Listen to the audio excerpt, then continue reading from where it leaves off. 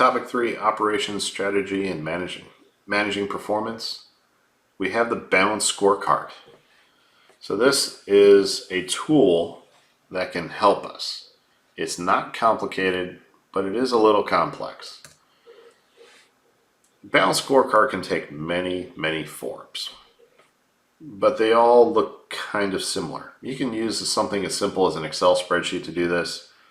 It can be typed out in Word. It could be drawn on a whiteboard. It's something to take the goals of the company and figure out how you're going to measure them. So we have a couple different areas. We have a financial perspective, innovation and learning perspective, internal business perspective, and the customer perspective. So we're taking our vision of the company and translating it into an actionable behavior. So, for example, the customer perspective. We're measuring lead time. We're measuring defect level, on-time delivery, and forecast accuracy. Those are 4 areas that we're going to measure. So the scorecards communicate the vision of the company. So the company values these things, and that's what they see the company, the direction the company's going. And scorecards are always forward-looking. There's something to strive towards. And they impose discipline because people are trying to reach them. There's buy-in to these. People want to reach these. For example, the internal business perspective on the bottom of the screen here. Profitability is a measurement. Yeah, the company wants to be profitable. Everybody wants to be profitable. But what about that last bullet point there? Share value. If you're an employee, and let's say there's an employee share program, employee stock options, yes, you want the share value to go up because that means you're making money. Or at least you have more value in this company because you own a little piece. So when it comes time to cash out your shares, that's more money that you'll make on the cashing out of those shares.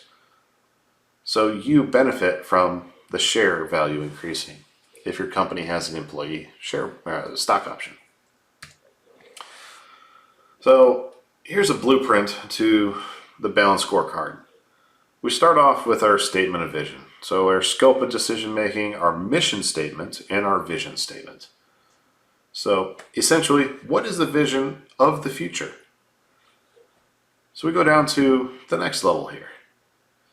If my vision succeeds, how will I look different to my shareholders? Well, the shareholders are really concerned with the financial perspective. To my customers, how will I look different to my customers? Customer perspective. How will I look different with my internal processes? The internal perspective. How will I look different with my ability to innovate and grow? That's the innovation and learning. So the next level, what are the critical success factors? What has to happen where I can say, yes, we're a success? What makes that happen? What's that threshold where we start throwing fireworks and having parties that we've successfully reached that milestone or reached that threshold?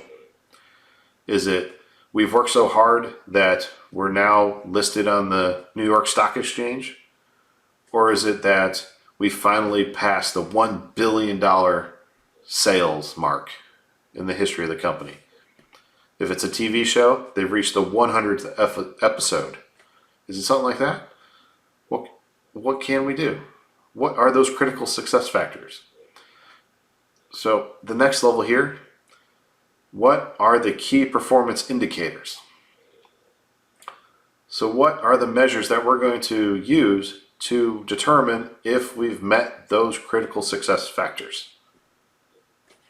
Because we need to measure something. These are where we measure it.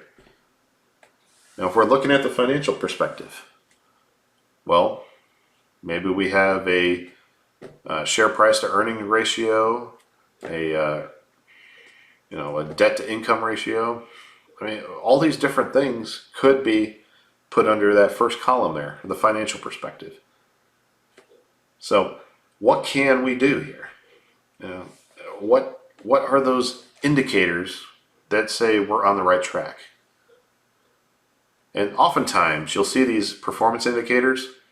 You might see them as like a gauge, like if you ever think of a speedometer in your car.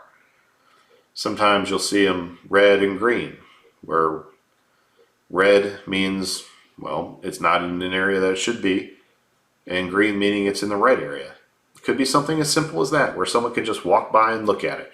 And if they see something in the red, they can walk up and say, oh, what's that in the red? It could be something as simple as that. It could be a graph, it could be a spider chart, it could be anything. Most of the time you have some type of visual indicator that everybody can look at. And sometimes there's more data. However the company chooses to do it, take the time to take a look at it, because you can impact these. You are part of it. You can have an impact that can make your company success, and you can also have an impact to make your company not successful. So this was the Balanced Scorecard. It's complicated, but it's not complicated. So most of the time, until you get up into management, you may not have any experience with this, but if you do see it, look at how you can impact it. I bet you'd be surprised on what you do can make a difference.